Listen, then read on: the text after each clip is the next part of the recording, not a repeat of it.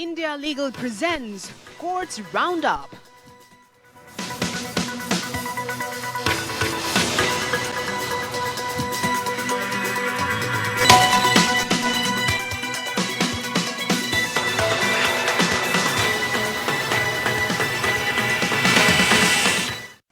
नमस्कार, courts roundup में आपका बहुत बहुत स्वागत है। मैं हूं आपके साथ वक्ता दुबे।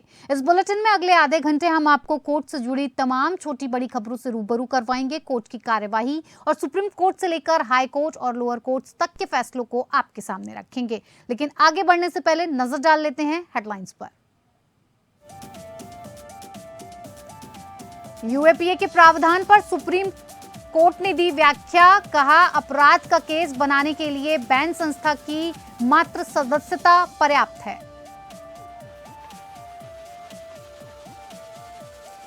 सूरत कोर्ट से मानहानि के दोषी करार दिए जाने के बाद अब लोकसभा से भी गई सदस्यता। लोकसभा सचिवालय ने अधिसूचना जारी करके दी जानकारी। कोर्ट ने दी थी अपील के लिए 30 दिन की मोहलत।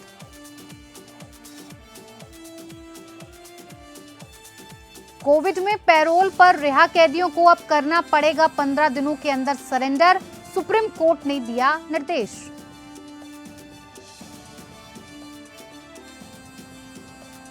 मनीष सिसोदिया की जमानत याचिका पर राउस एवेन्यू कोर्ट ने रखा आदेश सुरक्षित। आबकारी नीति कथित घोटाले में सीबीआई एफआईआर केस में जमानत की है मांग।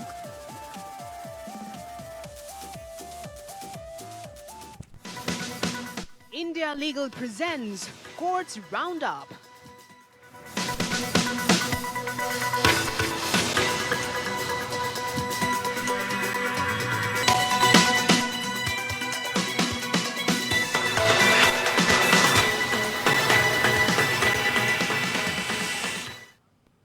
यूएपीए के तहत अपराध बनाने के लिए गैरकानूनी एसोसिएशन या बैंड संस्था की मात्र सदस्यता पर्याप्त है। सुप्रीम कोर्ट ने यूएपीए की धारा 10 उपधारा एआई को बरकरार रखा। खंडपीठ ने कहा कि अदालतों को विदेशी न्यायालयों के निर्णयों का हवाला देते हुए कि दो देशों के बीच कानूनों की प्रकृति में अंतर पर विचार करने की आवश्यकता है।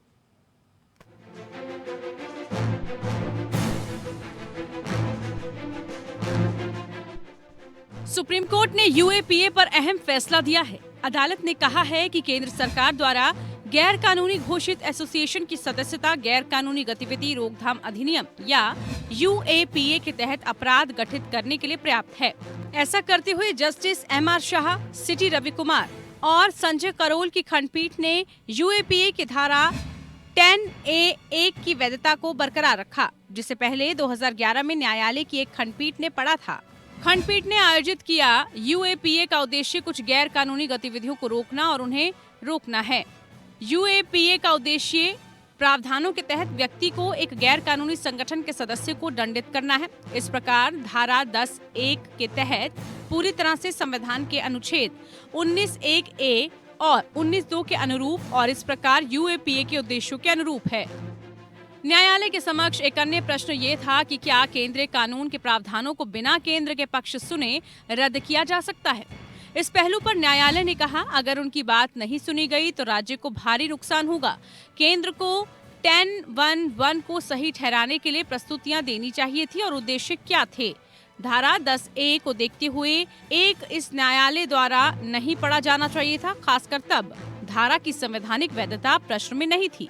केंद्र सरकार और कुछ राज्य सरकारों ने तर्क दिया कि अमेरिकी बिल ऑफ राइट्स पर भरोसा करके उक्त प्रावधान को प्रभावी ढंग से पढ़ा गया था। इस प्रकार आतंकवाद से निपटने में बाधा उत्पन्न हुई, क्योंकि यूपीए के मामले में शीर्ष अदालत की व्याख्या से प्रभावित हो रहे थे। केंद्र सरकार ने तर्क दिया कि न्यायालय उसकी दलीलों को सुने बिना और कानून के संभावित दुरुपयोग पर भरोसा करके एक आतंकवाद विरोधी कानून के प्रावधानों की व्याख्या नहीं हो सकता। केंद्र सरकार की ओर से सॉलिसिटर जनरल तुषार मेहता ने तर्क दिया था कि प्रतिबंधित संगठनों की आधारिक सदस्यता वैसे भी साबित करना मुश्किल है। उन्होंने कहा कि पढ़े गए प्रावधान एक निवारक उपाय थे। सॉलिसिटर जनरल ने इस बात पर जोर दिया था कि अगर प्रतिबंधित आतंकवादी संगठनों के बैनर तले कथित तौर पर ऐसा नहीं किया गया तो मौजूदा योजना आतंकवादी गतिविधि की अनुमति दे सकती है। 2011 में जस्टिस मार्गेंडे काटजू और ज्ञान सुधा मिश्रा की खंडपीठ ने आतंकवादी और विघटनकारी गतिविधियां रोकथाम अधिनियम या टाडा के तहत प्रावधानों के लिए एक अरूप भुइया और उसके तुरंत बाद एक इंद्रदास को बरी कर दिया था। शीर्ष अदालत ने माना था कि टाडा अदालत ने कथित स्वीकारोक्ति बयान पर भरोसा किया था और अधिनियम के तहत एक प्रतिबंधित संगठन की सदस्यता मात्र सजा के लिए आधार नहीं हो सकती। 2014 में सुप्रीम कोर्ट ने कहा था कि 3 मामलों में बड़े मुद्दे की सुनवाई एक बड़ी पीठ द्वारा की जानी चाहिए। ये वर्तमान संदर्भ का कारण बना। Bureau report, APN news.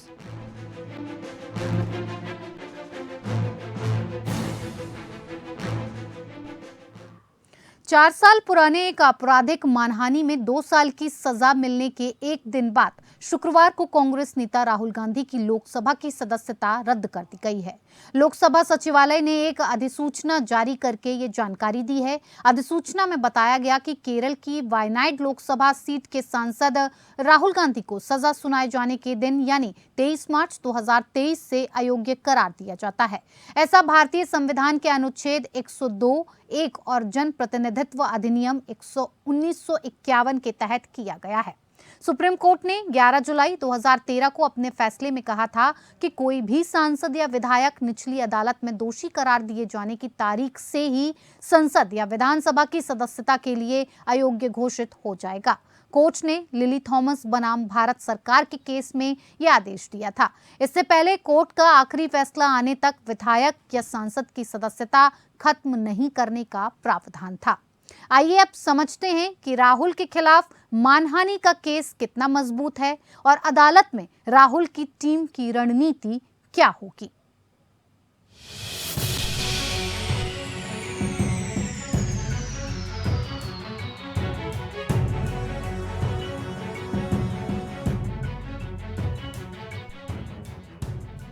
Rahul Gandhi को सूरत सेशंस कोर्ट ने मानहानि का दोषी ठहराया और उसके बाद अब लोकसभा से उनकी सदस्यता जा चुकी है। अब कांग्रेस हाई कोर्ट में अपील के लिए जाने वाली है। ऐसे में केस से जुड़े कई सवाल खड़े हुए हैं।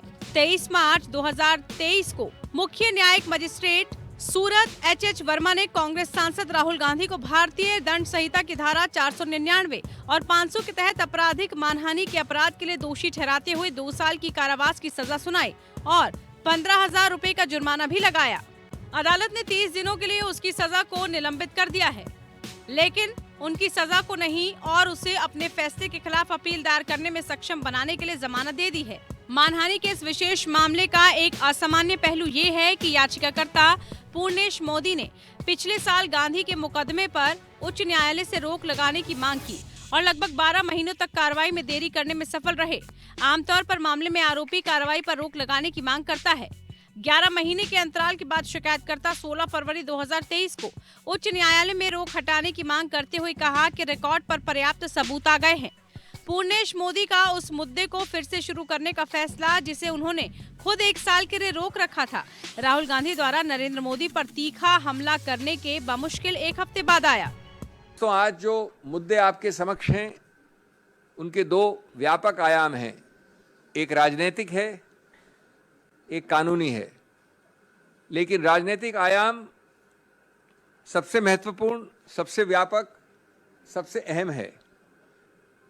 पहले मैं उसका जिक्र करूं संक्षेप में। पहला बिंदु उसका ये है कि जानबूझकर, बार बार, सोच समझकर, एक सूझे बूझे तरीके से इस सरकार ने हर गणतांत्रिक संस्था को खत्म करने का प्रयत्न किया है, उसको चोक करने का प्रयत्न किया है, उसमें रोकथाम करने का प्रयत्न किया है। सबसे बड़ी संस्था उनके मायने में जो उनके लिए बाधा है वो है स्वतंत्र, निष्पक्ष, निडर बोलना, बोलचाल, जो हमारे संविधान की एक सजा याफ्ता सांसद को ट्रायल कोर्ट की सजा के खिलाफ स्थगन की एक विशिष्ट आदेश सुरक्षित करना होगा। अगर सूरत कोर्ट से लोकसभा सचिवालय को इसकी जानकारी भेजी जाती है और लोकसभा स्पीकर उसे स्वीकार कर लेते हैं तो सदस्यता खत्म हो जाती है। इतना ही नहीं, वो सजा खत्म होने के बाद 6 साल तक चुनाव भी नहीं लड़ पाएंगे। असदस्यता पर राष्ट्रपति की मुहर लगनी चाहिए, ऐसा अभी तक नहीं हुआ है। The debatable issue, I'm only flagging the issue, which I did not mention yesterday, that though the conviction is by a court in Rahul Gandhi's case, the disqualification under Article 103 of the Constitution has to be by the President of India. And under 103, the President of India has to first, before disqualifying Shri Rahul Gandhi, take an opinion, a recommendation from the Election Commission. अदालत में कांग्रेस की legal strategy क्या है, आइए समझें। आपराधिक मानहानि के मामले में बयान से बदनाम होने का दावा करने वाले व्यक्ति को यह साबित करना चाहिए कि व्यक्तिगत रूप से उनकी प्रतिष्ठा को कैसे नुकसान पहुंचाया। इस मामले में उन्होंने कहा कि ये शर्त पूरी नहीं होती है। सीआरपीसी की धारा 202 के तहत अधिकार क्षेत्र की प्रक्रिया को निर्देशित करता है, जिसका अदालत को पालन करना चाहिए। यहाँ बयान कर्नाटक में दिया गया और केस गुजरात में चला। आपराधिक मानहानि में दुर्भावनापूर्ण मंशा एक आवश्यक तत्व है। राहुल गांधी के 2019 के भाषण में यह साबित नहीं किया जा सकता है। सुब्रमण्यम स्वामी बनाम भारत संघ के मामले में सुप्रीम कोर्ट ने कहा कि निचली अदालत के न्यायाधीश पर सभी पहलुओं से शिकायत की जांच करने की जिम्मेदारी है। न्यायाधीश को सीआरपीसी की धारा 202 में नियोजित भाषा को भी ध्यान में रखना चाहिए, जो इस बात से संबंधित है कि जब अभियुक्त उस क्षेत्र से बाहर के स्थान पर रहता है जिसमें ट्रायल कोर्ट अपने अधिकार क्षेत्र का प्रयोग करता है, तो कैसे आगे बढ़ना है। 2005 में संशोधित किया गया था कि ये प्रावधान कहता है कि एक मजिस्ट्रेट के लिए एक आरोपी व्यक्ति के खिलाफ प्रक्रिया के मुद्दे को स्थगित करना अनिवार्य है जो मजिस्ट्रेट के क्षेत्र या अधिकार क्षेत्र से बाहर रह रहा है, जब तक कि वो आरोपों की जांच पूरी नहीं कर लेता। विजय धानुका और अन्य बनाम नजीमा, ममताज और अन्य केस में भी यही कहा गया था। आईपीसी की धारा 499 कहती है कि ये किसी कंपनी या किसी संघ या व्यक्तियों के ग्रुप के संबंध में लांछन लगाने के लिए मानहानि के बराबर है। हालांकि 2010 के एक महत्वपूर्ण मामले में सुप्रीम कोर्ट ने ऐसी शर्तें निर्धारित की जिनके तहत व्यक्तियों का एक ग्रुप मानहानि का आरोप लगा सकता है। एस खुशबू वी कनियम्माल केस में सुप्रीम कोर्ट ने फैसला सुनाया कि सटीकता के साथ ये कहना संभव होना चाहिए कि एक समूह विशेष व्यक्ति जो बाकी समुदायों से अलग थे बदनाम हुए। कहा जा रहा है कि मामले में ये तर्क देना मुश्किल है कि मोदी उपनाम वाले लोग एक समुदाय हैं जो दूसरों से अलग हैं और राहुल गांधी ऐसे समुदाय को बदनाम करना चाहते थे। सुब्रमण्यम स्वामी से संदर्भ में राहुल ने 3 व्यक्तियों का उपनाम लिया है जिनमें से किसी ने भी मानहानि का आरोप नहीं लगाया। ऐसे में क्या मानहानि के आरोप लगाया जा सकता है, ये भी सवाल है। कुछ ऐसे तकनीकी पहलुओं जिनका राहुल के केस से जुड़े हैं जिससे कोर्ट के अपील के दौरान उठाया जा सकता है। Bureau report, APN news.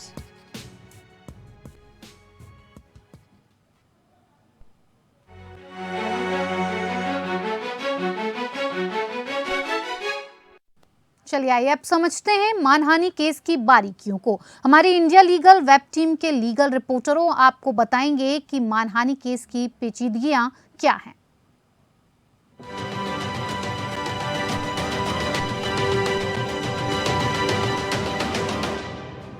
2019 के चुनाव के वक्त राहुल गांधी ने कहा कि इन सब के नाम, इन सब चोरों के नाम मोदी मोदी मोदी कैसे हैं? उनके इस बयान पर आपत्ति जताते हुए बीजेपी के नेता और विधायक पुर्णेश मोदी ने राहुल गांधी के खिलाफ डिफेमेशन यानी मानहानि का केस दर्ज किया, जिस पर सूरत कोर्ट ने उन्हें 2 साल की सजा सुनाई है और सजा के साथ साथ राहुल गांधी को 30 दिन की जमानत भी दी गई है, जिससे कि वह हाई कोर्ट में इस डिसीजन के खिलाफ अपील कर सकते हैं।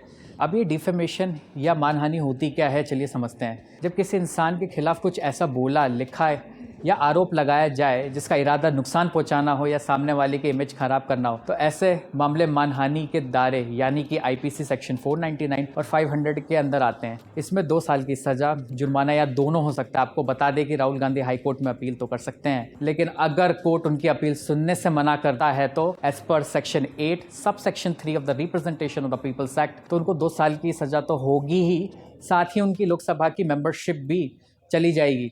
वैसे राहुल गांधी के इस बयान पर आप क्या सोचते हैं, हमें कमेंट सेक्शन में बताएं।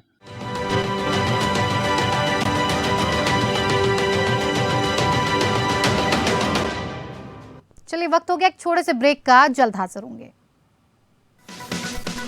India Legal presents Courts Roundup.